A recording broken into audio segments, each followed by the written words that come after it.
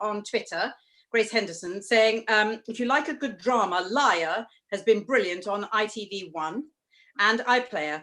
And Feel Good, she says, Disney is a must. And they're just absolutely sort of, you know, wonderful fairy tales. And there we go. So that's the message. And I'm going to say what I absolutely adore watching is Good Girls. And I binge watched the whole lot. It's about slightly more mature women who run out of money and decide to, you know, begin to rob superstores and things. And I wondered if I could say to you all, what do you think our next heist should be? I agree. So when we finish doing Wonderbirds now, we're going to become robbers?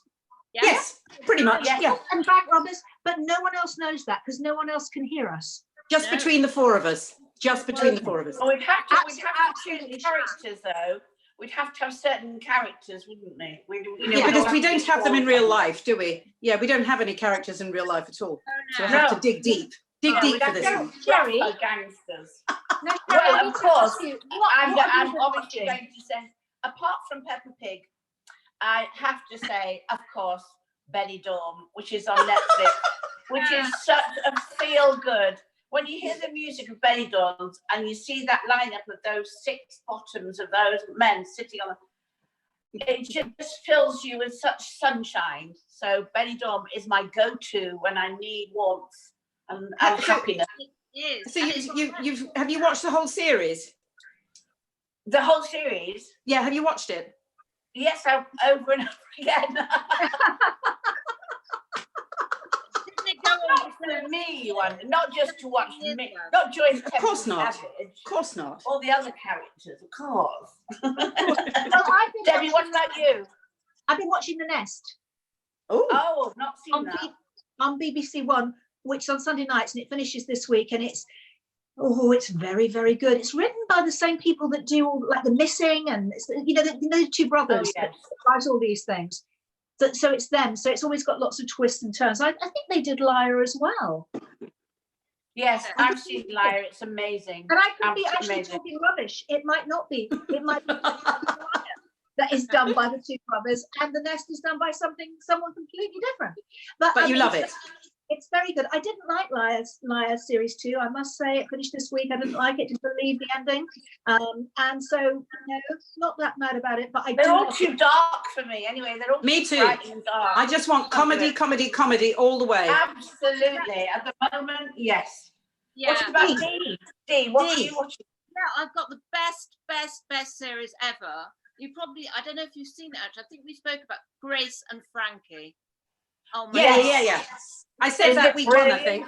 And I love it because it's Lily Tomlin, Jane. Oh, I mean, they're the best, and they're real friends. A bit like it is amazing. Oh, I love that. Fabulous. Oh, and yes, watch that again and again. Yeah, it's so poignant and clever. Yes, really is. Sorry to interrupt, but what's the series with Michael Douglas where he plays the drama coach? Oh yeah. It's absolutely brilliant as well. I think it's done by the same people that did Grace and Frankie as well. Sorry. Really? But anyway, I don't know. Yeah, I only know Peppa Pig. Peppa Pig's the only thing I'm embroiled in.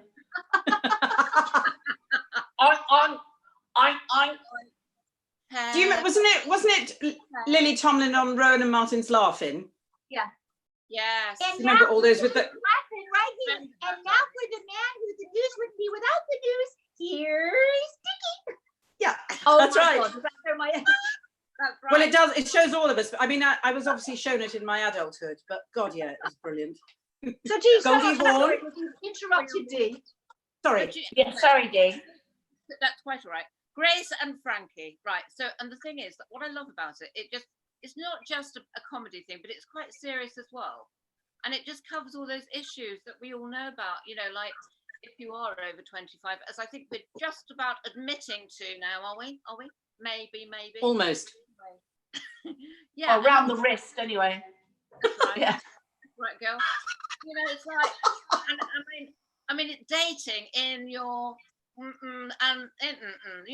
I mean, that is good, isn't it? Really, to say that it's okay because it's fantastic. And do you know what? what's really weird is that I've only just got into it, and I'm going a bit cockney now, aren't I? Going back to my roots, darling. A little bit, darling. Right. A little bit. Yeah, down the south, you know. Anyway, Go on. my mum before she passed away, she died 3.5 years ago, and actually she loved Grace and Frankie, and she never saw all of the episodes. Oh.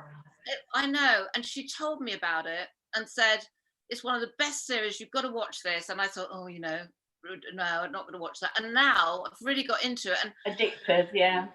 You know what? Honestly, I really, in the last couple of weeks, and I know we've all been talking about our mums, and my mum, it was weird because she was a mum to a lot of people, actually, because she used to write stuff and create characters and everything. And people used to write to her from all over the world to say how she, that they loved her and loved her stuff. But she was always there. Yeah, she was always there when I needed her. It's like she wasn't there all the time because she was working, a working mum, when most mums were in the kitchen, But it was like if I was ill, she'd drop everything. I mean, I know I had a terrible scare when I was young, and she got a phone call. I was having my tonsils, and they found I had a scar on my lung. And she ran. She was working about 3 miles away in Taplet, and she said nobody would give her a lift because blokes thought, the kids were the mum's property, nothing to do with them. She ran 3 miles to the hospital. She was so scared that I was going to be on my own and ill. And it turned out to be okay. Nothing. It was just something, an infection I picked up that's shown up on the X-ray, and things like that. And it's like she's always been there for me. Like when my granddaughter was diagnosed with leukemia, but thank God she's over it now. But my mum, to me, it was like the end of my life. It was like, wow. Awful. And I phoned my mum, and she went. She was so calm. She said, she's going to be all right. All she needs is love. We'll surround her by love, and she'll get through it. And she did. Oh, that's a lovely story. I miss my mummy. I miss my mummy too. I mean, my mummy had a very interesting sort of childhood. I mean, I'm not going to go into that, but she was, she came on the kinder transport, and I think the thing is that her values were very different. She also was a working mother. My dad died, when she was 25, and when you think about that now, she'd lost her parents and she was an orphan. They were murdered in Auschwitz. She then gets married. She actually became Miss United Kingdom. It's another story. But then she meets my dad and has lovely fairy tale marriage. And then, he dies, 7 years later, and she's left with a 5-year-old child and no money and nothing. And she became the biggest theatrical agent, as you know, Sherrie, in the country. I mean, and however she did that is really incredible. But she was, she absolutely adored me because I was her only living relative, and she adored my daughter Kyra because she never and Talia. Talia was very little when she died, and she died 25 years ago. And I have outlived her. She's never got to my age, which is kind of weird because I think, I'm going through these things that my mummy never did. I'm going through parts of my life that she didn't live this long. And I suppose that the greatest thing that we can say at the moment, when we see what's going on with this lockdown and everything else and how frightened we are, and I keep thinking, look what my mother went through, taken away from her parents at the age of 4 years old, put on a train, living without anybody, and we're upset that we're being locked in with our children. What her parents would have given to be locked in with her as opposed to having to send her to another country and never see her again. Yeah, I think it's and all I want her to do now is put her arms around me and tell her that tell me that she loves me, and I miss her so much. Yeah, of course. But anyway, my little girls are my family, and I think coming over and from my mother being an only child, and my father being an only child, and me being an only child, my children are again my only living relative, which is weird, really. I mean, I have some distant aunts and a couple of distant cousins, but it's quite incredible, that feeling of aloneness. And I think it's been magnified by all of this, which is interesting. And that's why this talking to you girls it's just a lifeline with the humour and the love. Totally. I totally identify. My mother died last year. She had a stroke about 23 years ago, and she was a novelist and film writer. And she was a mentor to myself and my sisters, because we have a wonderful father who's 94 and still going and is amazing. However, she was always a working mother, but it never intruded on her being a mother to us. And her writing was always at night. She always got it when we were little. We were in Hollywood, and she was always there for us. And I think that I miss, and I don't know if you feel like this, we've been adults for a long time, and I'm a mother. I want somebody to mother me. I want someone to tell me it's going to be okay. Yeah. Because I'm busy saying that to everybody, and I get it. And we're so privileged, and we're so lucky, and we have each other. But there's just a bit of you that wants to be a child and not responsible. Yeah. When things are scary. And I want my mummy, I want her just to tell me it'll be all right. And I miss the stories she used to read to me as a little girl. Things like that when I was little. And she was reading me Daddy Longlegs one time, and she got so upset and so emotional by the end of it. My sister, Matilda, had to come in and read the end, because she and I were both sobbing. But it's just that thing of not being a grown-up for 5 minutes. So someone else can take over, like it used to be when we were little. But I love her and I miss her, and it doesn't stop just because we're grown-ups. No, and you know, my mum has been dead for 25 years, and I miss her more. Yeah, of course, because it's now, isn't it? I couldn't talk to her for the last 23 years because she'd had a stroke and she short-term memory and stuff. And I just want to turn back time. And as you said, guys, the same thing. What about you, Sherrie?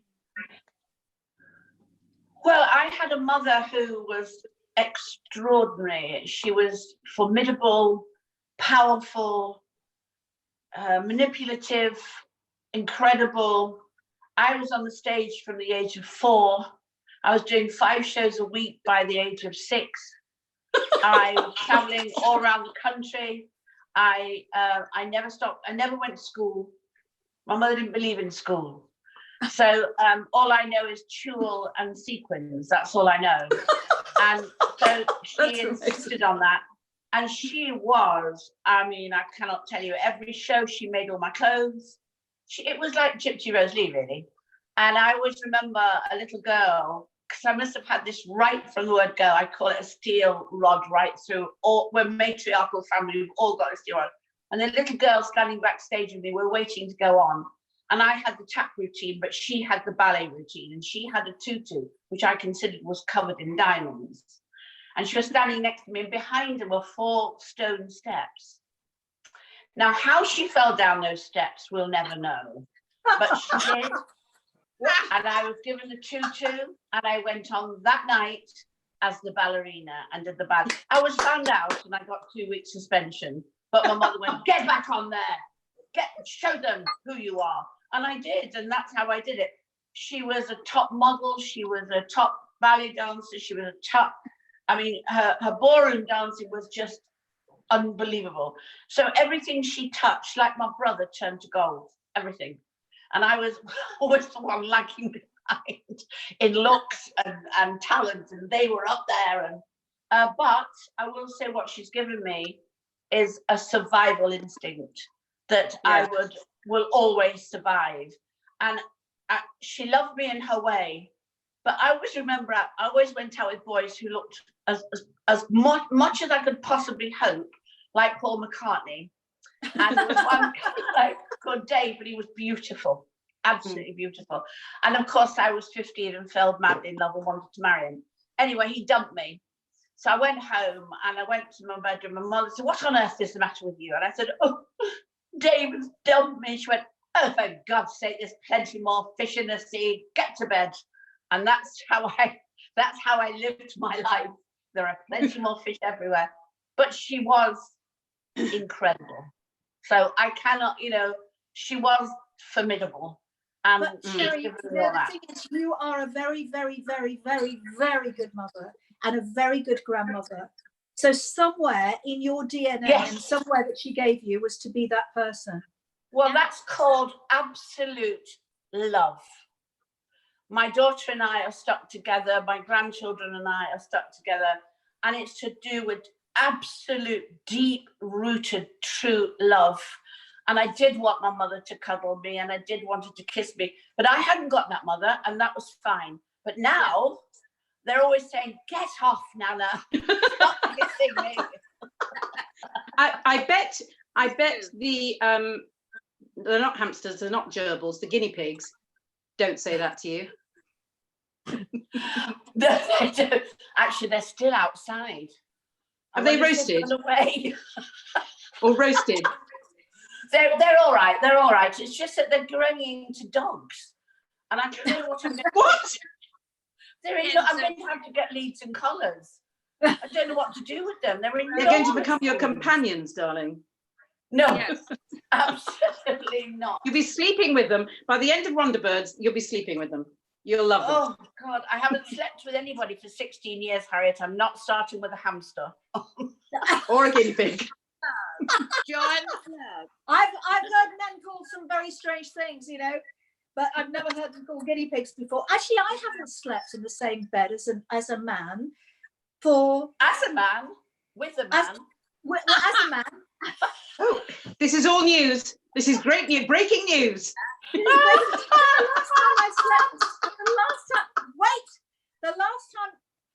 last time I spent the night with a man in a bed, was probably 5 years ago. 5? I'm about the same as Sherrie, 17 or 18. Seriously. What about you? 17 years. What about you? I just don't want to feel that thing next to me at night when you wake up. What thing? What thing are you talking about? I'm talking about legs and bodies. Dee, what about you, Dee? Okay, right. You really want to know what the truth is, mate? Well, actually, my husband died 10 years ago. Yeah. And since then, and it was like, I'm going to be honest with you, because, you know, I'm always honest with you, girls. And it was a very difficult towards the end because he was very ill and I looked after him and I put on lots of weight. I became his carer and he was a wonderful person and I didn't mind doing that, but actually by the end I was depleted. I had nothing left, you know. And I got myself back together after a couple of years and I did start seeing someone, but it was a very superficial seeing somebody, you know, just for, you know, anyway. Holding hands. Yeah. Holding hands. Yeah. And I saw him and I saw him from Gee, you're just wow. That and the no knickers, I've nothing to say. I know. Oh yeah, dildo. Well, I was going to say about Grace and Frankie had their own dildos, but never mind, I won't go into that. So basically it was just really the sex. All right, I'm going to say it. I'm allowed to say this, aren't I, at this time? Yes. Right. Yeah. Anyway, it was just purely the sex. And he was a very nice guy, but then after a while, I thought, I don't need this, actually. I don't need just to see someone for sex. And I mean, I don't even need to see anyone at all. But, you know, I'm feeling now that being on my own here, and it's really, you know, I don't have anyone to put my arms around or them to put their arms around me. And I'm thinking that I was actually thinking that I was dead in that direction, you know? But I'm wondering if I am. I'm wondering if I am. I'm wondering if you know, and a clairvoyant said to me recently, I had a reading and she said, you will meet somebody. I went, no, don't tell me that. I don't want to meet them. You said that. All that you said that. For such a little thing, you don't need it. That's it, Sherrie. All that heaving about. I have no hormones left. I literally couldn't be bothered. All that heaving around. I haven't got time. Be bothered. That's the only thing. Give me a bowl of Frosties any day. Thank you. Some Haagen-Dazs for me. Listen, I've got some questions. Yeah. Guys, that's what I was trying to say. Sherrie, Donna loves your pink jacket in the last show. Where did you get it from? Donna loves your pink jacket. It would have been Topshop. Right. Strangely, I know I'm not the age for Topshop, but yes, Topshop does all those wonderful coloured jackets. That's where all the big colours come from. So yes, Topshop. But actually, that pink jacket's probably about 2 years old. So You know, Okay. when it all opens Loads. again, Next we'll be question. in there. I'll be Next there. question is, ladies, I don't know if you'd be able to do this, but I wondered if you could give a mention to the Warrington Hospital and the district nurses. Warrington Hospital saved my mum's life when she developed sepsis and pneumonia, and the district nurses still come round to see my mum this morning. They're amazing. So we have to give a shout out to the Warrington Hospital and Warrington Hospital! And the nurses. And all the hospitals. Yeah, those are the questions. That's the questions. Okay, Sherrie? can I just say, Yes, darling. I've had an epiphany. Oh, yeah.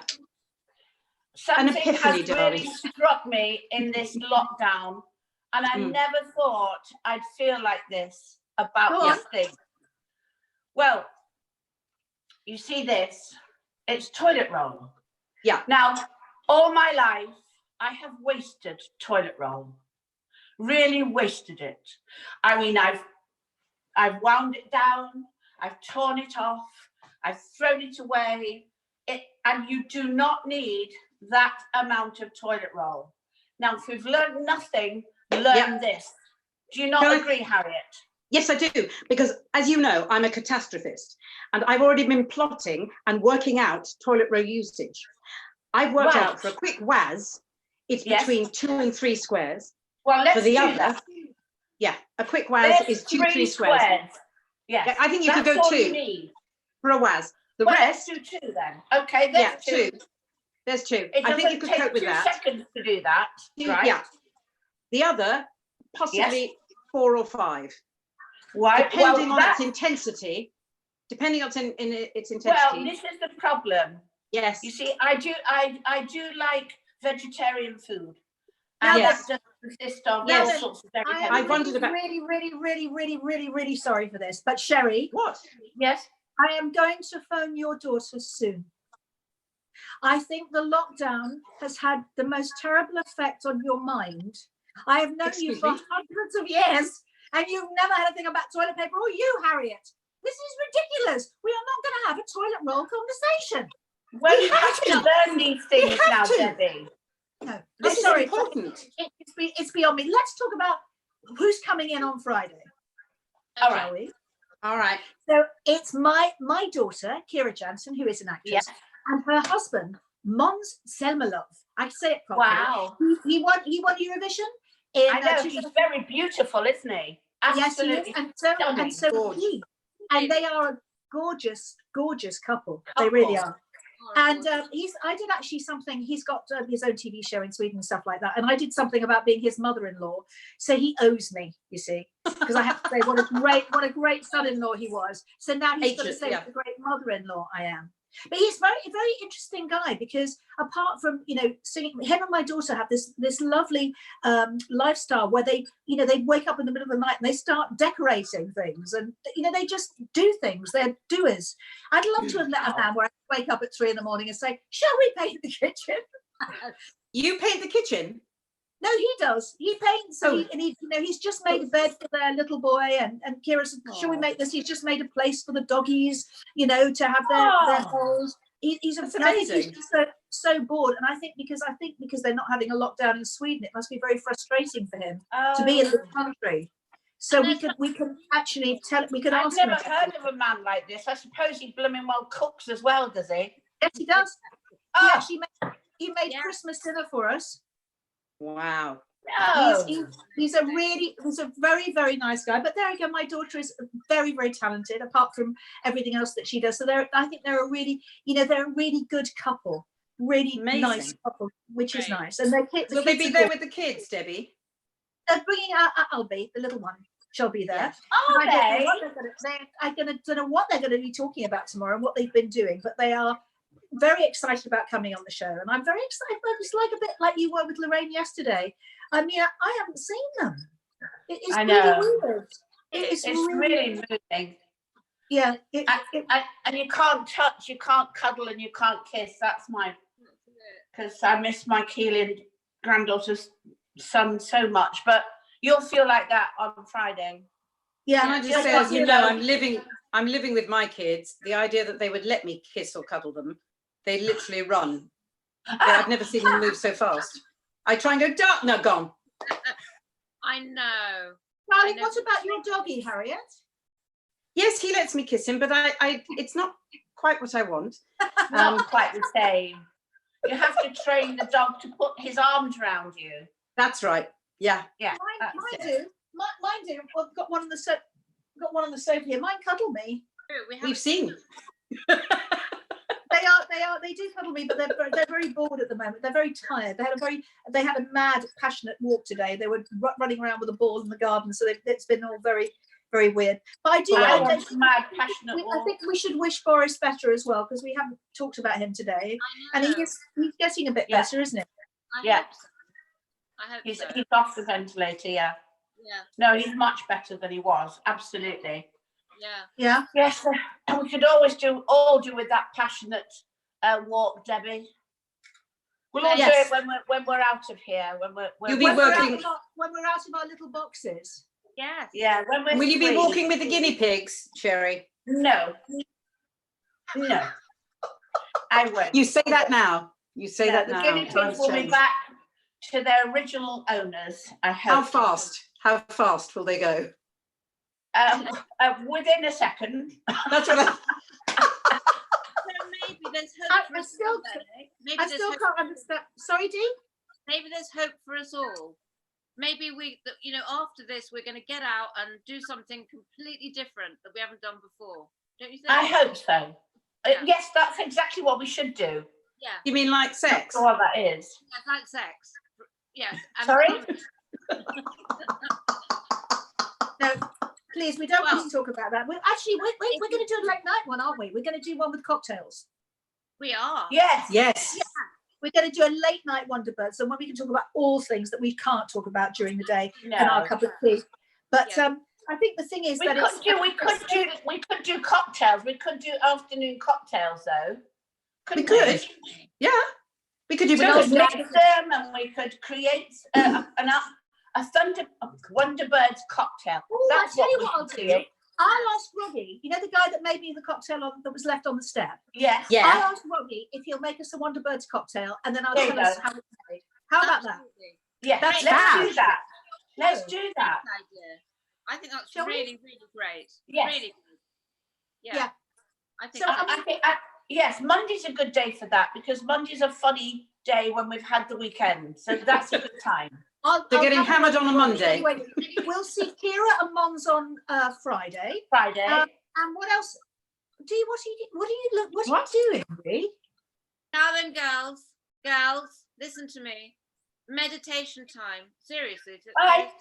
No. Bye. No. Bye. We're gonna meditate. Excuse me. Hello. Yep, I will get them to meditate. I promise. I will get them to meditate. I will.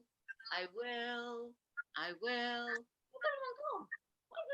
Is it just me here meditating? Right. You guys, you'll meditate with me, won't you? Thank you. Nam. Don't take any notice of them. Nam.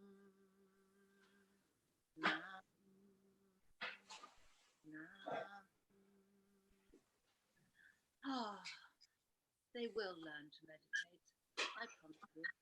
Because it's the way. It's getting me through the day. Meditation. What are they like? You're still there? I'm leaving. Goodbye. You're still going.